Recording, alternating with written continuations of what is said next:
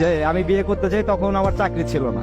তখন ওর মা বাবা ডিরেক্ট বলে যে না, বিয়ে দিতে পারবো না। তখন ও সবার সামনে একটা কথা বলছিল, আমার এখনো পরিপূর্ণভাবে মনে আছে, আমি ওর সাথে চলে যাবো। ও আমাকে যদি রাস্তায় নিয়ে রাখে তাতেও আমি থাকবো। তোমাদের যদি ভালো লাগে তোমরা আমাকে দিতে পারো, আর যদি না দাও আমি নিজে চলে যাবো, আমাকে আটকাতে পারবে না। তো তখন কথাটা শুই না, মানে এতটা ভালো লাগছিল আমার, আমি আসলে বলে বোঝাতে পারবো না যে এত ভালোবাসতে পারে কেউ। তখন ওর ফ্যামিলি ওর গার উপর হাত উঠায়, হাত উঠানোর পরে আমি ওনাদের অনেক রিকোয়েস্ট করি, তারপর ওটা শুনে নাই। ও তখন আমার হাতটা ধরে সবার সামনে বলতেছে চল। সবাই বলছে না যে তুমি কিছু করতে পারবা না, আমি সবার একদিন দেখাই দেবো যে তুমি কিছু করতে পারবা, তুমিই পারবা, তোমার দ্বারা সবকিছুই সম্ভব, আমি সেটা প্রমাণ করাই দিব। আমার কেন জানি ওর পর থেকে নিজের ভিতরে অন্যরকম শক্তি কাজ করতে থাকতো যে না, আমার কিছু একটা করতে হবে, আমার কিছু একটা করে দেখাইতে হবে। আমার ফ্যামিলি অবশ্য আমাদের দুজনকে মেনে নিছিল, অনেক ভালোবাসে আমাদের দুজনকেই। তো আমরা ভালোভাবে চলতেছে সবকিছু।